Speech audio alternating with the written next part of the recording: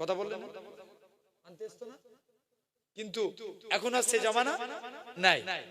তো একজন চুলোতে আগুন আনতে এসে দেখে যে তোমরা স্বামী স্ত্রী গল্প করছো আর তোমাদের বাড়ির মধ্যে চুলার মধ্যে গরম গরম রুটি তৈরি হচ্ছে। যখনই এই কথা বলেছে, বলছে যাই যে দেখি স্বামী স্ত্রী দুজন মিলে এরকম ভাবে আস্তে আস্তে করে চলে গেলে। যাই যে দেখি মুসলমান ঘরে ছেলে মেয়েরা, আব্বারা, তরুণীরা, হে নবী প্রেমিকেরা, স্বামী স্ত্রী রুটি কানা কি স্ত্রী স্বামীকে বলে, ও আমার স্বামী তুমি আল্লাহর কাছে দোয়া চাও, আল্লাহ যেন আমাদের বড় লোক বানিয়ে দেয়। স্ত্রী কানা বলে, ও আমার স্বামী তুমি আমার আল্লাহর কাছে দোয়া চাও।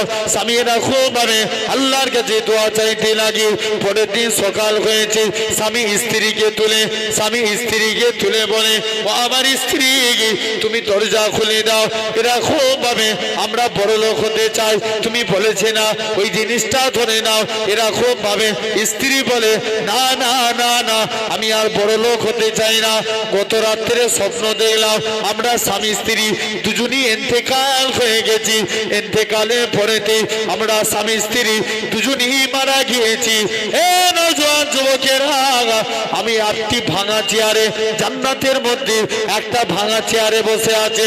আমি সবাইকে বলতে লাগলাম আমার স্ত্রী কেন ভাঙা চেয়ারে, আমার স্বামী কেন ভাঙা চেয়ারে বসবে?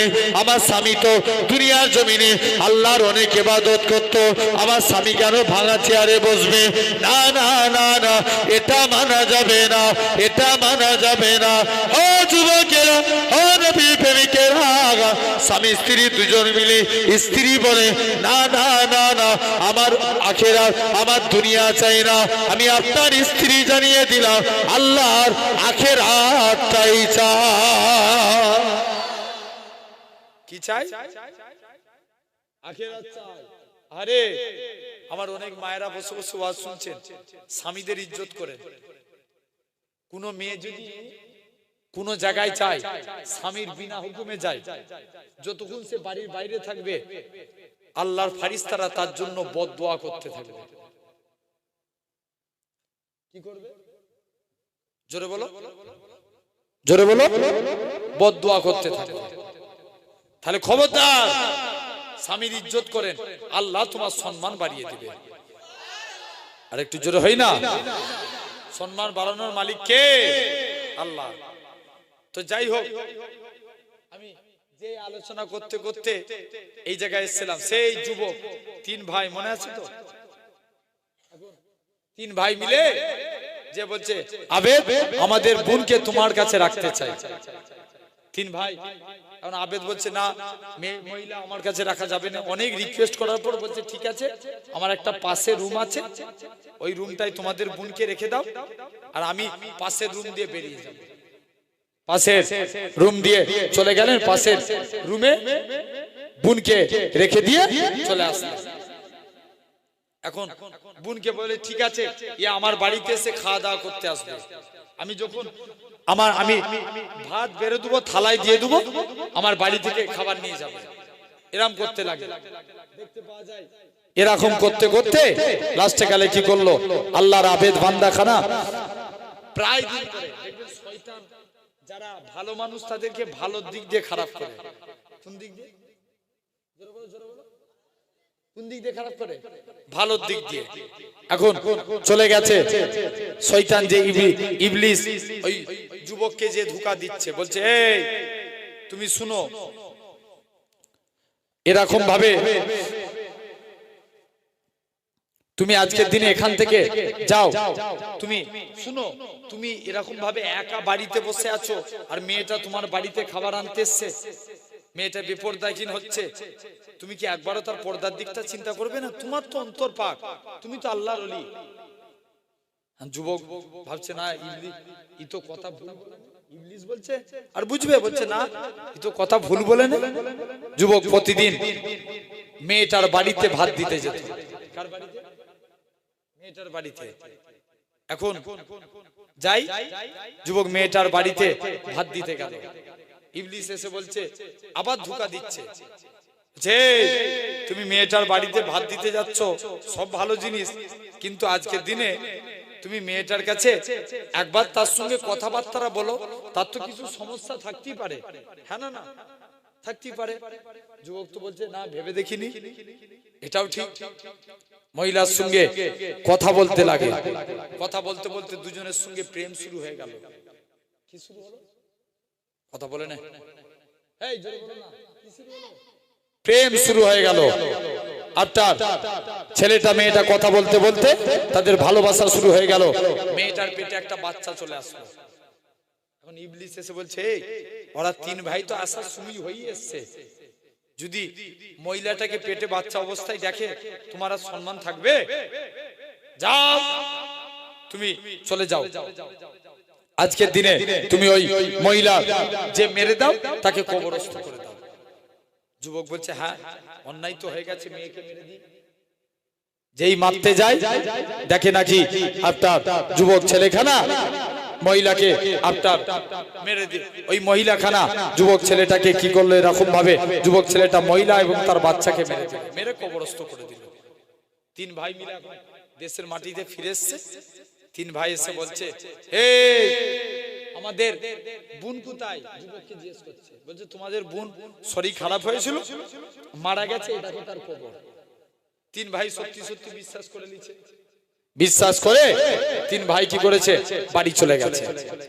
তিন ভাই মিলে বাড়ি চলে গেছে। এখন ইবলিস যে তিন ভাইকে বলছে, তোদের বোনকে ইচ্ছা, তোদের বোন এমনি মরে নে, ওই যুবকটা মেরে দিয়েছে, বিশ্বাস না হলে খবর খুলে দেখ। 3 দিন এরকম ভাবে ইবলিস এসে তাদেরকে ধোঁকা দিচ্ছে। আচ্ছা, তিন ভাইয়ের এবার মনে সন্দেহ হবে না, হবে না? জোর করে বলো, হবে। তিন ভাই মিলে সন্দেহজনক ভাবে কবর খুলে দেখে সত্যি সত্যি একটা ছোট বাচ্চা সব মহিলার কবর দিয়া। বিশ্বাস হয়ে গেল, রাজার দরবারে বিচার দিয়েছে। বলছে চলো রাজার কাছে বিচার হবে। এখনো বিচার হয়, এখন বিচার ঠিক হয় না, কথা বলে না, যত বিচার হয় সব গোলমাল। এক দেশের পীর আর মুরিদ দুজনে রাস্তা দিয়ে হেঁটে হেঁটে যাচ্ছে। পীর মুরিদকে ডেকে বলছে, বাবা মুরিদ, আমার দেশে, মুরিদ বলছে, হুজুর এই দেশে ঘিয়ের দাম কম, আমি ঘি খাবো, ঘাড় মোটা করবো। পীর সাহেব বলছে ঠিক আছে যা। মুরিদ কি করেছে, ঘি খেয়ে চলে গেছে, ঘাড় মোটা করে, এরকম ভাবে ঘি খেয়ে ঘাড় মোটা করে মুরিদ কি করেছে, চলে গেছে। যাই যে দেখি ঘি খেয়ে খেয়ে ঘাড় মোটা করছে। এখন ওই দেশে দুই চোর চুরি করতে যে পাঁচি চাপা পড়ে মারা গেছে। চুরি করতে গিয়ে পাঁচি চাপা পড়ে মারা গেছে। চোরের যে বাপ রাজার দরবারে বিচার দিয়েছে, রাজা, রাজা তুমি আজকের দিনে চলে যাও, রাজা এখান থেকে তুমি চলে যাও। রাজা চোরের দরবারে চুরি করতে গিয়ে এখন পাঁচি চাপা পড়ে মারা গেছে, রাজার কাছে বিচার দিয়েছে। রাজা বলছে যাও এই বাড়িওয়ালাকে আমার কাছে ডেকে নিয়ে এসো। এখন বাড়িওয়ালাকে ডাকতে গেছে, তুই কেমন পাঁচি তৈরি করেছিস? তোর বাড়িতে চুরি করতে গিয়ে দুজন চুরি করে, চোর চুরি করতে গিয়ে মারা গেছে। বাড়িওয়ালা বলছে, রাজার দোষ তো আমার নয়, আমি কি বাড়ি তৈরি করি? বাড়ি তৈরি করে তো রাজমিস্ত্রি। কে তৈরি করে? জোরে বলো, রাজমিস্ত্রি। আমি তো বাড়ি তৈরি করার কেউ না, রাজমিস্ত্রি তৈরি করে। বলছে যা, তোকেও ছেড়ে দিলাম, যা রাজমিস্ত্রিকে ডেকে নিয়ে আয়। রাজমিস্ত্রিকে ডেকে নিয়ে, সে তুই কেমন পাঁচি তৈরি করেছিস? দুইজন চুরি করতে যে মারা গেছে। বলছে রাজা দোষ আমারও না। বলছে কার? বলছে আমাকে লেবার যেমন মশলা দিয়েছে আমি পাঁচি তৈরি করে দিচ্ছি। কে? লেবার। বলছে যা, তোকেও ছেড়ে দিলাম, যা লেবারকে তুলে নিয়ে আয়। লেবারকে তুলে নিয়ে চলে, সে তুই কেমন পাঁচি তৈরি করেছিস? মশলা দিয়েছি। বলছে রাজা দোষ তো আমারও না, আমি যখন মশলা দিচ্ছিলাম একজন, একটা হাতি নিয়ে একজন দৌড়ে দৌড়ে এসেছিল, হাতির পায়ে সটকে সব পানি মশলায় পড়ে গেছে। এখন বলছে যাও তুমি এখান থেকে চলে যাও, এরকম ভাবে বলছে যাও, তোকেও ছেড়ে দিলাম, যা ওই হাতিওয়ালাকে ডেকে ডেকে। হাতিওয়ালা, হাতিওয়ালাকে ডেকে নিয়ে আসলেন, এই তুই কেমন পাঁচি তৈরি করেছিস? যা তুই আজকের দিনে এখান থেকে চলে যা।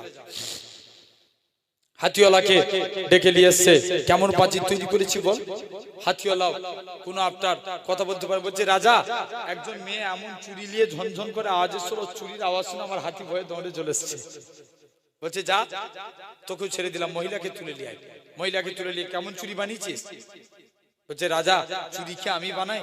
চুরি বানাই কারা? সাকরা। কারা? জোরে বলো, জোরে বলো। সাকরা। দোষ তো আমার না। রাজা বলছে যা তোকেও ছেড়ে দিলাম, সাগরাকে তুলে নিয়ে। সাগরার কোনো উত্তর খুঁজে পাইনি। কে? জোরে বলো। সাগরা কোনো উত্তর খুঁজে পাইনি। এখন গলায় ফাঁসি দিবে, ফাঁসি দিতে গেছে, দড়ি বেরিয়ে চলে গেছে। আর রাজা বলছে যা এই ঘাড় মুটালা লোক খুঁজে নিয়ে আয়। ঘাড় মুটালা লোক খুঁজে নিয়ে আয়। ওই সেই মুড়ি ঘি খেয়ে খেয়ে কি করেছে, ঘাড় মোটা করেছে, মুড়িকে তুলে নিয়ে চলে এসেছে, গলায় বসিয়েছে দড়ি, একদম ম্যাচে ম্যাচ। মুড়ি জিজ্ঞেস করছে আমার দোষ কি? রাজা বলছে তোর দোষ হচ্ছে তোর ঘাড় মোটা। কোথায় যাচ্ছেন না? তাহলে আমাদের দেশে বিচার হয়ে এরকম এখনো। এখন রাজার দরবারে যুবকের নিয়ে বিচার দিয়েছে, বলছে যাও। রাজা বিচার দিল, যেহেতু সব প্রমাণ হয়ে গেছে যুবকের ফাঁসি হবে। আর যুবককে তিন ভাই মিলে ধরে ধরে নিয়ে যাচ্ছে। ইবলিস এসে ধোঁকা দিচ্ছে, যুবক তুই আমার কথা মতো মান, তুই আজকে আমাকে সিজদা দে, আমি তোকে বাঁচিয়ে দেবো। যুবকটা ইবলিসকে সিজদা দিয়ে দিল, মরেও গেল, কাফের হয়ে মরল। কি হয়ে? কাফের হয়ে। তাহলে বলার উদ্দেশ্য হলো একটা ভালো কাজ মানুষকে কি করে দেয়? ভালোর দিকে নিয়ে যায়, আর একটা খারাপ কাজ খারাপের দিকে নিয়ে যায়। তাহলে কাজে কাজেই যুবক তুমি সিলেক্টেড করবে। এর জন্যই আল্লাহ দিয়েছেন জ্ঞান, তুই কোন রাস্তা দিয়ে হাঁটবি আমি আল্লাহ তোকে দিয়েছি জ্ঞান। যদি ভালো রাস্তায় হাঁটতে পারিস আমি আল্লাহ তোকে ভালো করে জান্নাতি করব। কথা বুঝতে পারলেন? 2 নম্বর আইনুল ইয়াকিন, চক্ষুর দ্বারা ঈমান। কিসের দ্বারা? চক্ষুর দ্বারা। একটা মানুষ এভরিডে 16 কিলো করে অক্সিজেন নেয়। কত কিলো? এই অক্সিজেন দেয় কে? এগুলো আমরা দেখতে পাচ্ছি না, জলজান্ত। সূর্য দেয়, শীতকালে সূর্যের তাপকে আমরা কত কাজে লাগাই, শরীরের তাপ পাই। এই সূর্যের তাপ পাই। আপনি তাপ বিদ্যুৎ কেন্দ্রে চলে যান, 1 ওয়াট তাপের দাম কত জিজ্ঞেস করবে জান। কিন্তু আল্লাহ ফ্রি ফ্রি দিচ্ছে। এর জন্য কি জিবরাইল কারো ঘরে এসে টাকা দা করেছে? চায় না। তাহলে এটা হলো 2 নম্বর। 3 নম্বর গায়বুল ইয়াকিন, না দেখে বিশ্বাস করার নাম আল্লাহ ঈমান। আমরা আল্লাহ না দেখে, এটার নাম গায়বুল ইয়াকিন। 4 নম্বর বাসুল ইয়াকিন, ঠেলাই পড়লে আল্লাহকে ডাকা। কিসে পড়লে? ঠেলাই পড়লে আল্লাহকে ডাকা। তাহলে ঈমান 4 প্রকার। আল্লাহ বলছে তোমরা যারা ঈমান এনেছো, মানে আমরা ঈমানদার, হে ঈমানদার বান্দারা তোমরা যারা ঈমান এনেছো, উদখুলু ফিস সিলমি কাফা, তোমরা পরিপূর্ণ ইসলামে প্রবেশ করো। কোরআনের আয়াত বলছি না, কিসে প্রবেশ করো? কথা বলে না, জোরে বলো না। কোথায় প্রবেশ করতে বলছে? ইসলামে। কোথায়? ইসলামে। এই যে প্যান্ডেল করেছেন, খুঁটি না দিলে প্যান্ডেল দাঁড়াতো? জোর করে বলো। দাঁড়াতো না। ইসলামেরও 5টা খুঁটি। কটা? 5টা। 1 নাম্বার আল্লাহ রাসূল বলছেন বুনিয়াল ইসলাম আলা খামসিন, ইসলাম 5টি স্তম্ভের উপর দাঁড়িয়ে আছে। ফার্স্ট শাহাদাতু আল্লাহ ইলাহা ইল্লাল্লাহ, আগে একতার প্রতি সাক্ষ্য দাও আল্লাহ ছাড়া কোনো উপাস্য নাই, আল্লাহ ছাড়া কোনো মাবুদ নাই। ওয়া আন্না মুহাম্মাদান আবদুহু ওয়া রাসূলুহু, মুহাম্মদ সাল্লাল্লাহু আলাইহি ওয়াসাল্লাম হলেন আল্লাহর প্রেরিত রাসূল ও বান্দা। জোরে বলেন। তাহলে 1 নাম্বার ইসলামের 5টা খুঁটি। 1 নাম্বার কলেমা, 2 নাম্বার নামাজ, 3 নাম্বার যাকাত, 4 নাম্বার রোজা, 5 নাম্বার হজ। খুঁটি কটা? 5টা। এই প্যান্ডেলটা দাঁড়াতে কটা খুঁটি লেগেছে? 1 2 3 4 5 6 7 8। এদিকেও আবার দেয়া আছে, তাই তো নাকি? 16টা মনে করেন। কিন্তু ইসলামের খুঁটি কটা? 5টা। ইসলাম যে টিকে আছে 8টার আমার খুঁটি হচ্ছে 5টা। 1 নাম্বার কালেমা। আল্লাহ রাসূলের এক সাহাবী ছিলেন, 2টা চোখ ছিল কানা। কটা চোখ? 2টো চোখই কানা। এখন নবীর দরবারে গেছে, যে বলছে হুজুর আমি জিহাদের ময়দানে যেতে চাই, আল্লাহ নবী বলছে বাবা তুমি কানা মানুষ, তুমি যুদ্ধ করতে পারবে? তোমার জন্য যুদ্ধ করা জায়েজ হবে না। মুসলমান ঘরে ছেলে মেয়েরা, আপনারা তরুণেরা, আল্লাহ নবী সাহাবী যুবক ছেলেখানা আল্লাহ নবীর কাছে আবারও যায়, ইয়া রাসূলুল্লাহ হাবিবাল্লাহ, হুজুর আমার মনের আশা, হুজুর আমি যুদ্ধের ময়দানে যেতে চাই। আল্লাহ নবী বলেন না না না না, এটা মানা যাবে না, এটা মানা যাবে না, তুমি চলে যাও। তৃতীয়বার যায়, আল্লাহ নবী ফেরত পাঠিয়ে দিলেন। কাকে পাঠালেন? ছেলেটাকে, চোখগুলো কানা, নবী ফেরত পাঠিয়ে দিলেন, যা তোর যুদ্ধ করা যাবে না, তুই কানা মানুষ কি লড়াই করবি? আল্লাহ নবী ওফাতের পর খলিফা হলেন কে? কথা বলে না, আবু বকর। যে আবু বকর নবীকে খুব ভালোবাসতেন। মুসলমান ঘরে ছেলে মেয়েরা, আপনারা তরুণেরা, একটুখানি কথা বলি যে আবু বকর মানে এরকম ভাবে আল্লাহ নবীকে চতুর্দিক দিয়ে লক্ষ্য করে সবাই যখন মারতে যাওয়ার উপকরণ, আবু বকর নিজের শরীর পেতে দেয়। আবু বকরকে এত মারা মেরেছিল, গোটা শরীরখানা রক্তাক্ত হয়ে গিয়েছিল। আবু বকর বলে না না না না, এটা মানা যাবে না, এটা মানা যাবে না। ও যুবকেরা, ও নবী প্রেমিকেরা, আল্লাহ নবী সাহাবী হযরতে আবু বকর রাদিয়াল্লাহু তাআলা আনহু, হুজুর আমার বেহুশ হয়ে পড়ে আছে, সারাদিন কোনো হুঁশ নাই। এরকম ভাবে সন্ধ্যার টাইমে হুঁশ ফিরেছে, মায়ের কাছে গেছে, ও জনম দুঃখী মা, ও জনম দুঃখী মা, মা গো তুমি আজকে দিনে নবীর কাছে, মা আমার নবী কেমন আছে? নিজের শরীর তো খারাপ। আরে আবু বকর চলতে পারে না, মায়ের কাঁধের উপরে ভর দিয়ে আল্লাহ নবীর হুজরা মুবারকে চলে গেলেন। ইয়া রাসূলুল্লাহ হাবিবাল্লাহ, ও যুবকের, যে আবু বকর চলাফেরা করার ক্ষমতা থাকে না, আমার রাসূলুল্লাহকে দেখার সাথে সাথে আবু বকরের শরীরের ক্ষুধাটাকে আমার আল্লাহ পাক নিবারণ করিয়ে দিয়েছিলেন। সেই সাহাবী আবু বকরের দরবারে ছিল। আবু বকর বলো না, আমি কানা মানুষ কিন্তু যুদ্ধের ময়দানে যেতে চাই। প্রথম খলিফাকে আবু বকর, আবু বকর আমি যুদ্ধের ময়দানে যেতে চাই। আল্লাহ নবী বলছে আবু বকর যাও, তোমায় যুদ্ধ করা লাগবে না। হযরতে আবু বকর রাদিয়াল্লাহু তাআলা আনহু বলছে তুমি কানা মানুষ, তোমার যুদ্ধ করা লাগবে না। মনে মনে করে আল্লাহ নবীও তাড়িয়ে দিল, আবু বকরও তাড়িয়ে দিল। মুসলমান ঘরে ছেলে মেয়েরা, আপনারা তরুণেরা, এ নবী প্রেমিকেরা, এরকম ভাবে সাহাবীকে তৃতীয়বার হযরতে ওমর ফারুকের দরবারে চলে যায়। হযরতে ওমর কি যে বলে, ভাই ওমর রে, আমি একটু যুদ্ধের ময়দানে যেতে চাই। ওমর বলে, ভাই তুমি কানা মানুষ, তোমায় যুদ্ধ করা লাগবে না।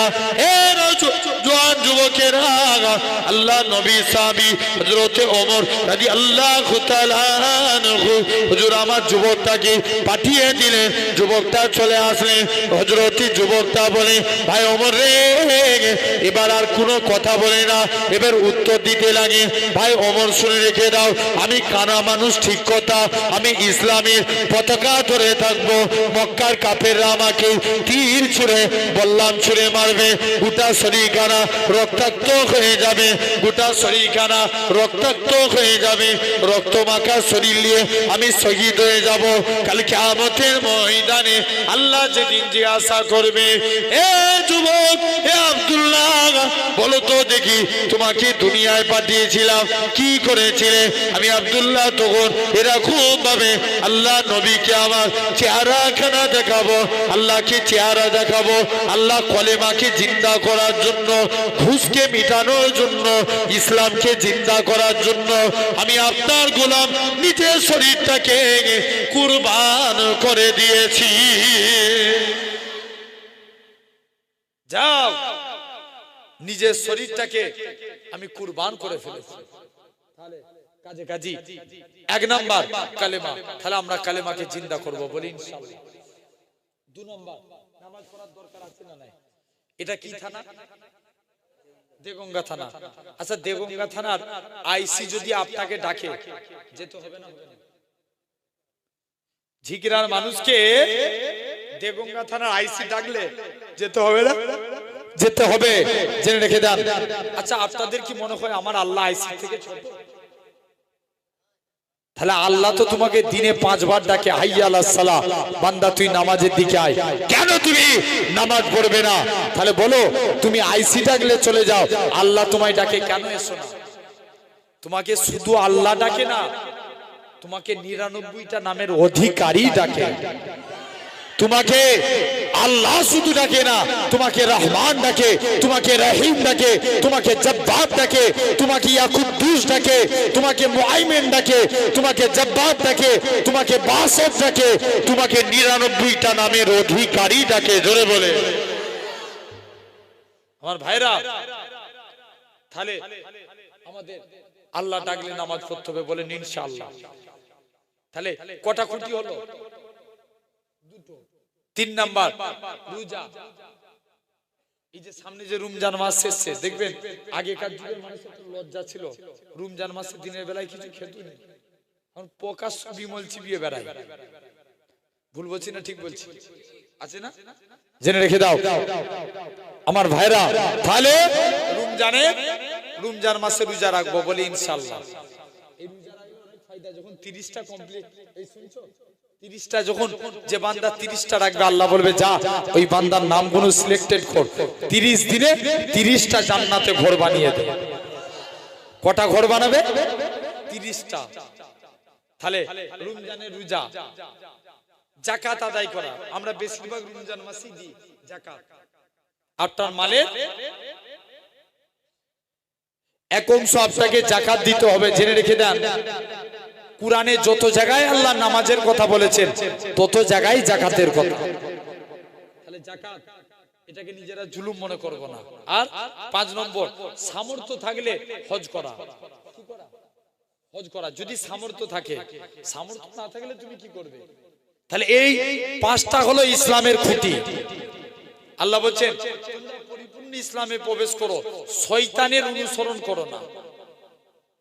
ওয়ালা তাত্তাবিউ খুতুওয়াতিশ শাইতান, শয়তানের অনুসরণ কি করব? আমরা শয়তানের অনুসরণ করব? শয়তানের অনুসরণ করব না। যাই হোক, আমি বলেছিলাম 12টার মধ্যে শেষ করে দেব, এখনই অলরেডি 11:15 বাজছে। আর আলোচনা দীর্ঘায়িত করব না। এটা ভালোবাসা এদের কাছে এসেছে। আমার এমনি শরীরও ভালো নয় আজকে, তথাপিও অল্প কিছু টাইম শয়তানের অনুসরণ করব না। যদি আমরা এই জিনিসগুলো করতে পারি, আল্লাহ আমাদের কবুল করে নেবে। জোরে বলে। তাহলে আল্লাহ যেন আমাদের সকলকে ন্যায়ের উপরে চলার তৌফিক দান করেন। আমি আসবো এলাকায়, হয়তো আমি ভাইয়ের ওখানেই প্রোগ্রাম নিয়ে আছে, কিন্তু আমার কারণ আমি হয়তো বলে যাই, মানে একটা সমস্যা হচ্ছে যে আমার তার আগের দিন আহমেদাবাদে জলসা আছে। এবার ফ্লাইট টিকিট কত বুঝতে পারছেন? এবার মানে দিনে দিনে অসম্ভব হয়ে উঠছে। হয়তো যদি আমি চেষ্টা করছি, আল্লাহ যদি আনায় আমি আসি, অবশ্যই আল্লাহ যদি কবুল করে আসবো। আর আপনারা যাবেন ওই 28 কি পৌষ, আপনারা সকলে যাবেন। আল্লাহ যদি আনায় ইনশাআল্লাহ ওই দিন আসবো। আর যদি আল্লাহ নসিবে না রাখে, কিছু করার নাই। জেনে রেখে দেন, আল্লাহ কবুল করেন। সকলে আসবেন ইনশাআল্লাহ। যদি আমি আসি, সেই দিনে আলোচনা হবে। কথা বুঝতে পারছেন? 2 ঘন্টার উপর আলোচনা করব, যদি সময় থাকে হাতে। আল্লাহ কবুল করেন। আসেন একটু পাক মাহফিলে দাঁড়িয়ে নবীর শানে সালাম দেব। সকলে দাঁড়িয়ে পড়ে, ইয়া নবী।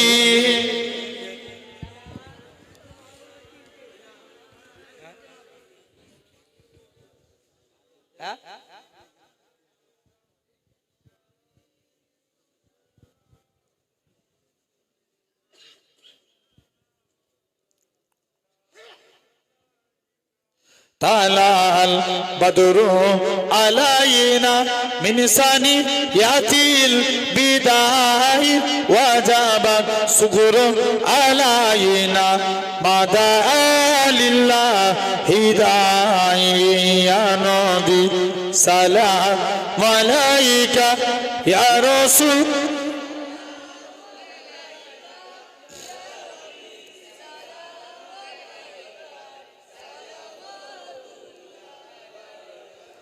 परोस का काबा मदीना परोस का काबा मदीना काबे का काबा मदीना जन्नतुल मवा मदीना या नबी सलाम अलैका या रसूल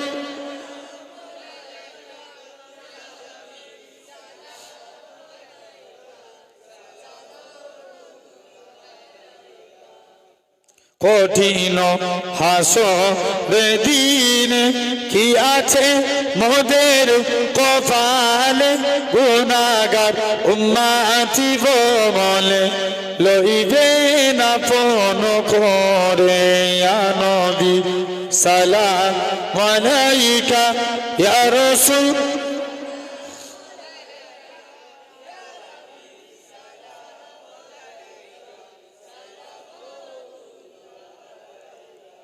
সকল আস্তে আস্তে